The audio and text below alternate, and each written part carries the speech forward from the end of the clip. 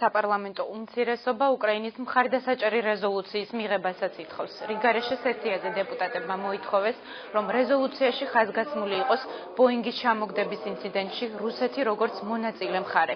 მანანა კობახიძის თქმით, საკანონმდებლო ორგანო საკითხზე დღესვე იმსჯელებს. ასეთი ტიპის რეზოლუციები ჩვენ ერთობლივად მიგვიღია. მე აქ რაიმე პრობლემას ვერ ვხედავ. იცით, რომ პირველივე დღეს პარლამენტმა გამოუცხადა სოლიდარობა სამწუხაროდ იმ ოჯახებს, ვისი წევრებიც დაიღუპნენ ამ კატასტროფაში. ჩვენ წუთიერი დუმილით პატივი მივაგეთ ამ ადამიანებს.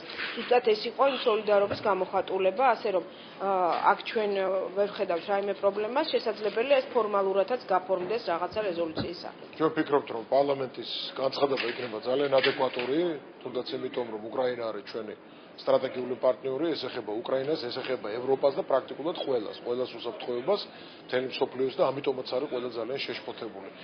და რა თქმა უნდა, აქ უნდა იყოს ჩვენი დამოკიდებულება საქართველოსი, ამ ყველაფრის გათვალისწინებით, რაც მეკითხარით და რა თქმა უნდა დაიგმოს ეს ფაქტი და უნდა იყოს კაფიო განცხადება იმის თაობაზე, რომ რუსეთმა უნდა შეწყვიტოს სეპარატისტების მხარდაჭერა, უნდა შეწყვიტოს საომარი მოქმედებები უკრაინის ტერიტორიაზე